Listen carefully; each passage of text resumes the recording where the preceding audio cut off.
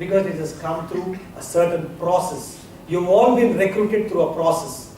It was a competition, it was a fierce competition. I didn't come through any backdoor entry. We all of us have come through a competitive examination. We have a distinct personality. We are protect our rules and our services and conditions and tenure are governed by the provisions of the Constitution. Can anybody tell me which is the provision of the Constitution? Article? Yeah. And 311 is one. 311 or 314 is one, which can even, you can summarily get dismissed also. 310? Yeah. So I hope you understand that don't treat it as a personal attack. Make a distinction between your personal ego and your official personality. Your personal ego comes in managing your peers, having a good working relationship with your peer group and also your subordinates. So please distinguish this and keep them apart. Another one in the Indian setting is very much relevant is controlling your impulsions. Oh, he is very impulsive in his decisions. This is the remark a senior officer made to one of them. Very impulsive. Very, very impulsive. Why are we impulsive? There is no need to be impulsive. Maybe some of us become impulsive because of our cultural background, our values, our prejudices, our predispositions. Sometimes we become very impulsive. But as civil servants, this is not occasion for us to get impulsive. It's not a social club that you're going to be impulsive enough to sway the others, the opinion of the others, and you can't. You're not supposed to do it. So be less impulsive. Avoid these impulsions. Then again, what follows out of your impulses is do not react emotionally or defensively. Very often we do that. When you're driven to the wall, when you find that you have committed a blunder, when they find out that you have met your deadlines, or there was a violation, or you did not faithfully comply with the requirements, or violated the conduct rules or the requirements, you will normally react very emotionally and defensively. That lands you in further trouble. Okay? So, as I said earlier, again, criticism is an opportunity to work together. Okay, this is how maybe a few suggestions that I could think about to responding to criticism from your boss. Day in, day out, you will get criticism from your boss. You ask my PA, she will tell you, my boss gets angry and he always criticizes, she will tell you. So nobody can escape from that. But how do you do it? You will also face a similar situation.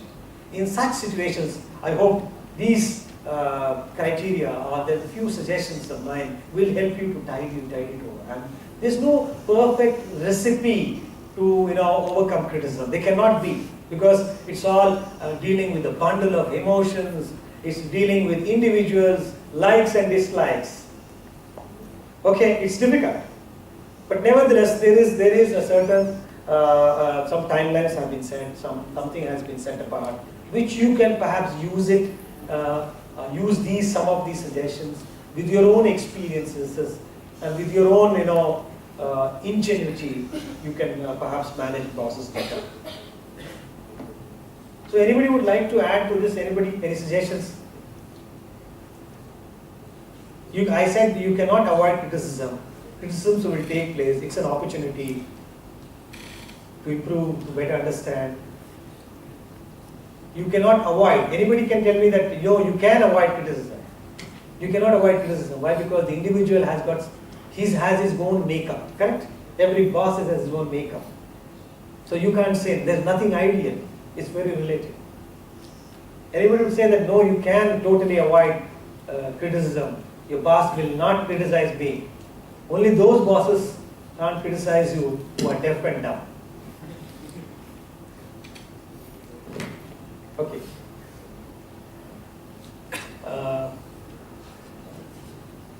Yeah. Then again, of course, I did not tell you have to, another way which you can, grapple with criticism is to consciously work to obtain good results. It's a sure way for success, for acknowledgement, a sure recipe for growth. and development is working consciously and obtaining good results. This is the mantra of success. Nothing, you don't require any MP, you don't need any caste support. No. A sure and easy mantra to be successful in your job is to consciously work to obtain good results. That is the bottom line. I hope you understand it. Another area, criticism, another area relating to criticism from your bosses is, whenever there is a criticism, it makes us to understand to work under pressure. Mind you, ladies and gentlemen, all of you are going to work under tremendous pressure. More than the pressure you get from your spouses back home. You will have to work under tremendous pressure, all of you, especially from the majority of us are here from the revenue earning departments. Revenue earning departments, you will have to meet the deadline. Similarly, service system, service delivery, you will have to work under pressure. Many of your principles are put to test whenever you work under pressure. Please don't compromise. So work consciously and obtain good results. So criticism also enables us how to work under pressure. We have to learn. A child who's born in a backward village in Rajasthan knows how to weather and survive the extreme climates, unlike a child who's born in an urban setting.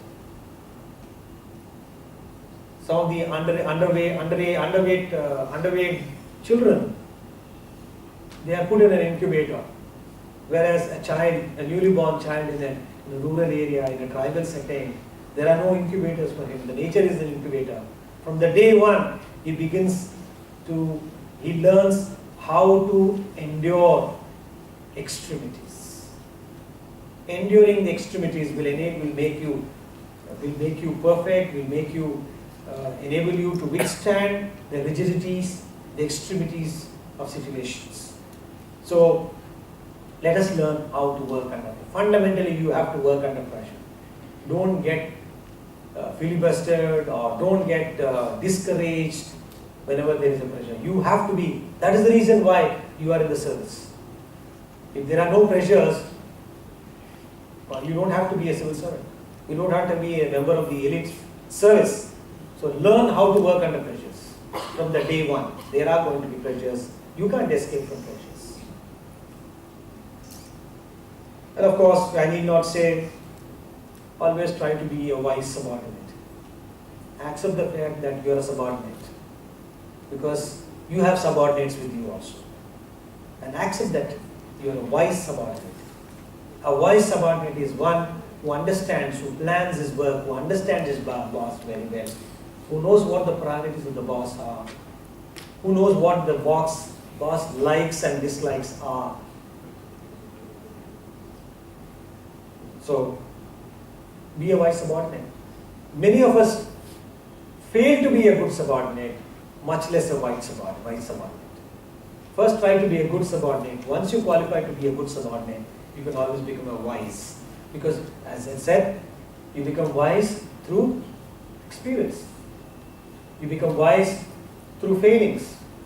You become wise through making constant mistakes. So, try to be a wise subordinate. Then, as I said earlier, understand what is important and respond the way the boss wants and prefers. This is essential. No personal agenda for us. No, I like this way. You can't tell your chief commissioner or the chairman or your commissioner, whoever it is, the assistant commissioner. You are going to be assistant commissioner or your deputy commissioner or additional commissioner. You have to do it the way it is required to be done. There are forums, there are occasions where, whenever there is a review, there's an occasion where you can put across. But in normal work atmosphere, you should understand what is important to the organization and respond the way boss wants and prefers. A strictly, a very prescriptive way of, that's what happens in a, as I said, in a post-Anglican, I don't get the word, the British type of Tottenham system that we have, where it is ordained that you have to play to what the boss wants, the way he wants and prefers. That is essential for us. Okay, now we come to having all these things, having done all these things, followed some of the prescriptions, learning through experience. What are the outcomes of a good marriage? Why should I do all these things here? Whether I do it or not, I get my salary, I get my increment, I get my facilities, I get all my perks. So what? Why should I bother about this? But again, managing with your boss in a good and in a meaningful manner has got certain premiums, certain payoffs. What those payoffs are? First thing is, you know how to overcome a challenge, how to meet deadlines, how to accept a challenge and try to be feasible, make it feasible. So the first outcome of managing, of having a very healthy relationship with boss management. Then again, what follows is, it leads to better performance and greater understanding with your boss. Similarly, it improves your working life, correct? If your situation in your office is good, your boss is so kind, the whole day goes on very well, back home also. Many of our colleagues will tell you. So, it enables you to improve your working life. Similarly, there is a lot of job satisfaction. And in the process, you can make faster and better decisions. And again, in the long run, it promotes trust with your boss. So, another thing you would learn in the process is discussion is a better part of the valor. So let us discuss rather than confrontation. No confrontation in the government. Some of the people, we do find like people who confront, but what happens? They fall around. People who confront, initially they can make an impact, but they become bystanders. You are no longer acknowledged. You are condemned. So don't confront. I know there are people who can confront on certain values, but again, in the government, it provides us opportunities. There is a mechanism. Please don't short circuit the mechanism.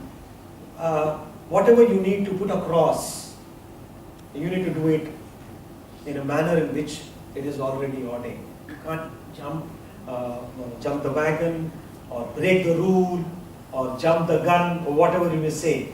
Is going to be a great threat to you, to your survival in that particular tenure, or it could lead to adverse entry in your personal confidential records. So discuss rather than confrontation.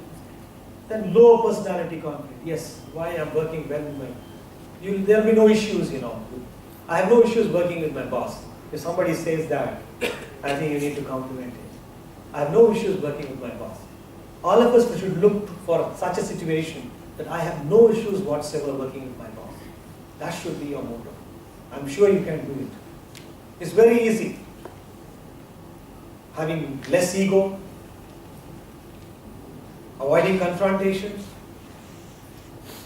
etc., etc.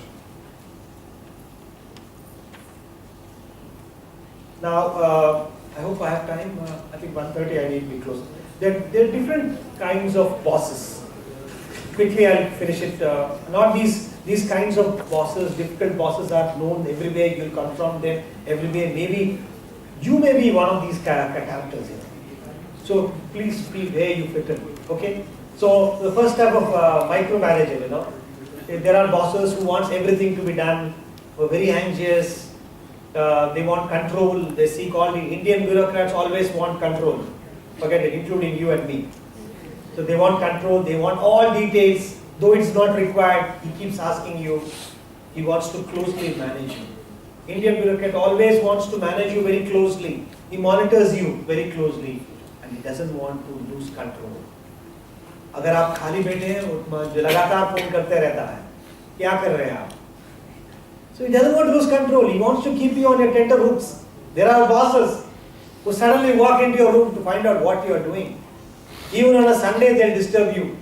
You'll be watching a movie. But suddenly they'll like, kya kar rahe hain? Why don't you? No, they can keep on asking. This is a micromanager guy. Okay, the second character is a procrastinator. No, procrastinator is a person who wants to avoid or delay or postpone. Now, he's a guy who's always afraid of making the wrong decisions. Afraid of making them. He will think that if I'm making this decision, what will be the consequences? Am I going the right way? And he keeps biting the nails often. Such characters will be there. Bosses, he'll call you inside. Should I do this? He will ask you. He's afraid. He has no courage in himself. He has no conviction. So he asks you. And similarly, he's not well organized. Very rarely you find Indian bosses being well organized. So you find this procrastinator not well organized. And he always wants to consult others.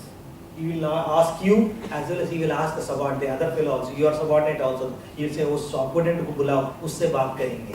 आपसे बात हुआ, संतुष्ट नहीं होता है, तो वो subordinate को बुलाओ बोलता है. The people who are down the line, उनसे बात करना चाहता है. क्योंकि he has no faith in himself. He has no faith in you also. He is always lost. He will always think how to avoid this decision. कोई वजह से होता है. गवर्नमेंट में ऐसे लोग बहुत होते हैं जो they don't take any decision. Second category people who always on some reason or other कहीं कोई आके झमेले में फंसना है अपन को जान दो. We'll wait till the decision comes. और उसमें क्लैरिटी नहीं है ये ऑर्डर में हमें क्यों डिसीजन लेना है, पोस्टपोन करेंगे हम, या पोस्टपोन करने से और क्या, सीक क्लैरिफिकेशन. भाड़ में जाए तो वो पेटिशनर वो कस्टमर को क्या करना है, क्यों will seek clarification from my boss. So avoiding responsibility, the consequences of taking a decision. He's a guy, he's a procrastinator, and he always, keeps up और information पूछो. थोड़े बॉस रहते हैं, तुम जो चीजें which is sufficient for making a decision, he say ये लाओ, वो लाओ. ऐसे लोग बहुत देखते रहते हैं. And some of you must have already had experience with such officers, bosses. So he always seeks more information, but the information is relevant. He's not bothered. He keeps you on a tender hooks. And he will always look for opportunity how to avoid making decisions, and in the process create help for you. I'm sure some of you must have already gone. There's a third category of boss who could blatantly, brazenly, you can call him an idiot. He's an idiot because he does not know anything. He makes hasty decisions, and he has no knowledge or information. He doesn't know. He's an idiot. But such categories you rarely find. I'm sure youngsters they can't be idiots, Okay. And then there's other fourth category, which is very common. Of course, I do not know whether you can call him a dictator. These Indian bosses, majority of them come under the category of being dictators. He always authenticates, he always declares, and he doesn't consult. He thinks he knows all. He thinks if you asked you that you are rating him low, he will think that he doesn't know anything. If I allow this fellow, वो बाहर जाके क्या मेरे बारे में क्या बताएगा, मुझे कुछ नहीं, मैं कुछ नहीं जानता. So he does not consult, and he thinks that he knows everything. मुझे पता, मैं experience है मेरे पास. He doesn't want to consult others. He thinks he has all answers with him, and everything he wants is to be done in his own way. Such characters will be there. You need to work with these bosses, dictators, procrastinators, micromanagers.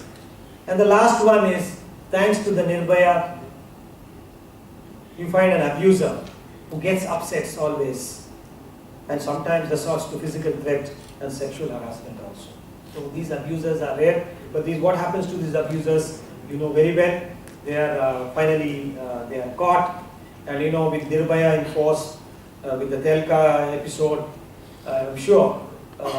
We know very well how does the law catches them. One thing in the law is the law may be slow to react, but if it catches, it surely catches. Remember all these things. That's why we are seeing all these things.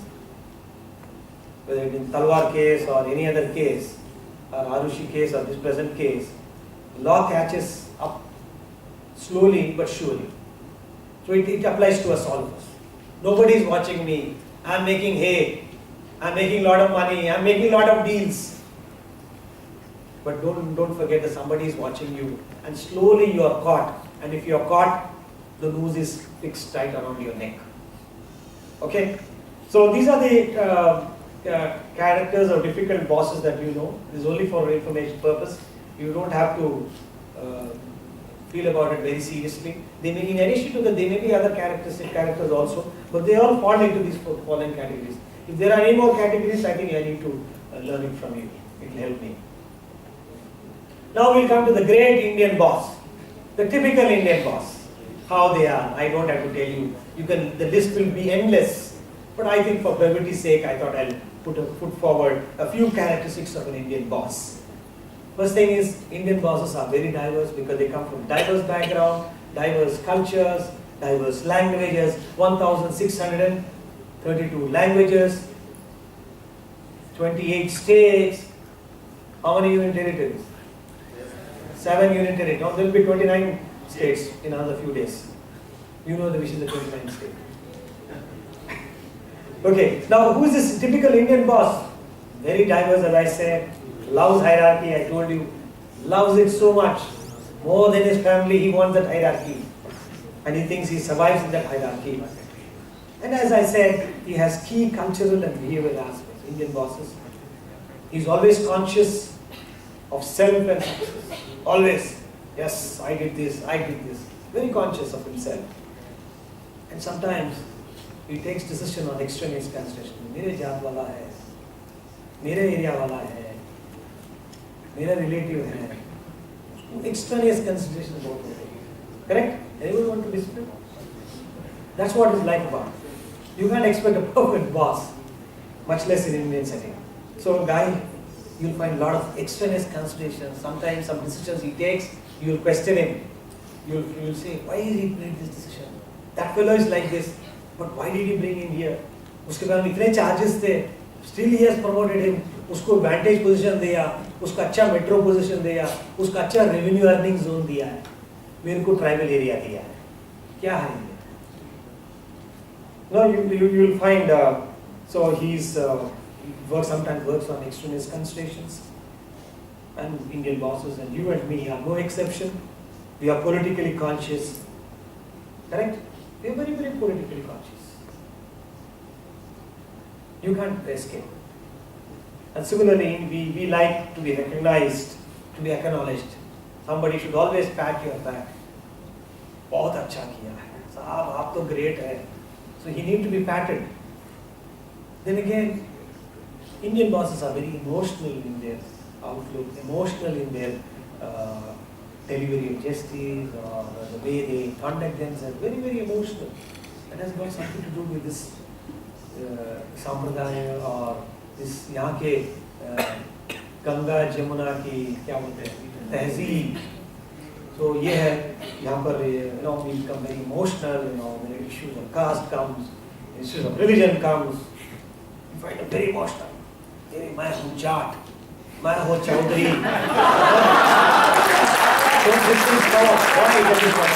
It is there in the service. You'll have to see all these things. Some of you may disagree with me, but these are things. I'm a Brahmin. I'm a selective, I'm a Dvija. I'm a twice born. I need to be handled separately. My people are more important than others, than the Shudras. So that is how, unfortunately, whether you like it or not, we need to understand the cultural setting of the Indian bosses also. Now he is emotional, and again our Indian bosses want to monitor progress from time to time. Whenever you go home, when you go to your bathroom, boss is on the line. क्या हुआ वो क्या हुआ पहले भेजा फिर क्या हुआ बोलता है अभी मुझे पहुंचा नहीं उसके पीए के पास रहता है वो खुद देखता नहीं देखने के बाद भी भूल जाता है क्या हुआ वो इन्फॉर्मेशन नहीं आया क्या हुआ तुम you will face all this music don't bother but you will overcome that. So he wants to monitor progress from time to time. Why he does? I don't know, maybe he wants to establish his credibility. He doesn't want you to understand and underestimate him that he's losing control over you or you are not properly respecting him. The best way is to show you the danda. इधर है, कब आ रहे हैं? 2 दिन की CL दो. अरे एक दिन बस होगा ना तुमको. तो एक दिन में आ जाए. He wants to put it across. You will find such bosses. For a very legitimate reason, you want to go home. He said, why 5 days? He must be having some problem that day with his wife or somebody. Why 5 days? 3 days में आ जाओ ना. आजकल flight है ना. ऐसा boss बहुत कहते हैं. So these fellows want to always control you. You know, they don't mind having a CC camera in your workplace. They go to that extent. So Indian bosses, unfortunately, this may or may not be correct, but more often than not, they lack confidence in subordinates. Anybody would like to dispute this? Indian bosses, more often than not, lack confidence on their subordinates. Anybody would like to disagree with me? You're welcome. And then again, they don't give credit where due, correct? They don't give credit where it is due. They bend rules to suit their requirements. This is beside the point I'm telling you. Sometimes they bend rules in such a way that their son-in-law or the daughter-in-law is catapulted to a very important position, or somebody from his own caste or his own region, or something on extra gun station. You try to figure him out, so he will help him in some way by bending the rules. The rules are bent. As somebody said, what are promises? The American author said, promises are pie crust meant to be broken. So similarly, I feel that rules are meant to be broken to favor a few or your own. So it happens. This is the situation. I'm not saying that it happens, always happens, but it could happen, and that's what the entire literature which says about that. And my own experience also tells me there are such bosses. So then you find bosses who roughshod over juniors' recommendations or suggestions. However good is the suggestion of a subordinate, वो बच्चा क्या is newly recruited, उसको ज़्यादा तजुर्बा नहीं है, उसको experience नहीं है, हमने बहुत साल 30 साल से यहाँ किया है, मंत्री जी से बात करने में एक साथ टैकल करने में मुझे बहुत तजुर्बा है, वो लड़का को लड़की को क्या जानती है, बहुत आइडियलिस्टिक है भैया, तो अच्छा है recommendation दिए तो also they don't accept it. It happens. You don't get discouraged. I'm telling you. When you put up make a very good proposal and tell your boss, no, he feels very insecure. He says, why is it? There may be others who may accept it in rights earnest, but more often than majority of them would not like to have. They just ignore your recommendations or something. So try to grapple with it. Don't get disheartened. Don't get discouraged. That's what I'm telling you. The take home for you is not to get discouraged. Then again, as it happens, takes credit for hard work done by juniors. It always happens in Indian setting. That's all. I thought I just flagged some issues, some characteristics of an Indian boss. What I'm saying is not be all and end all. It is only a paraphrasing or collection of certain characteristics that I could bring forth. They may be much more, because as I said, an Indian boss is an enigma by himself. So it is difficult to grapple with him. You can't typecast him in one particular role or in a setting. He is very diverse. As diverse as the religion, as diverse as his languages, the regions, and multicultural, multi-ethnic society that we are. So that is how the Indian bosses are very diverse. In a Western or in a country which has got monotheistic religion or philosophy to practice, would be different than in a multicultural setting, multi-religious setting, which we Indians came from. So it is going to be very diverse. What I try to say is just to introduce you how to type of bosses that you have, what are the characteristics, what is the look forward, but ultimately what helps you at the end of the day is to play by the rule, be honest, be sincere, and your character makes a lot of difference. If your character is unassailable, nobody can ever come in your way. Thank you very much.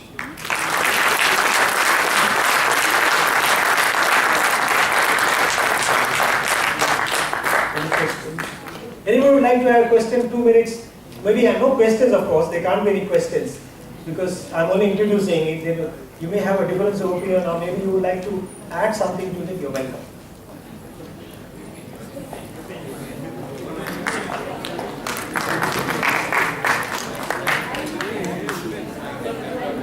Please tell us about some of the good qualities of the Indian bosses.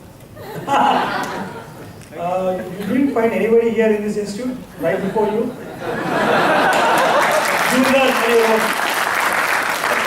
There's nothing like good qualities. You only learn what is good to you may be bad to others. That's the Indian setting. So try to discover the good things, but unfortunately in Indian setting, we always relate to good to what you like. I like this, I like my caste fellow. I like my fellow only, so he's good. I like him because he also plays, he's also as corrupt as I am. He knows how deviously to make money. I am also making money. I like that guy. I don't like an honest guy. Nobody likes an honest guy. A straightforward guy, an officer.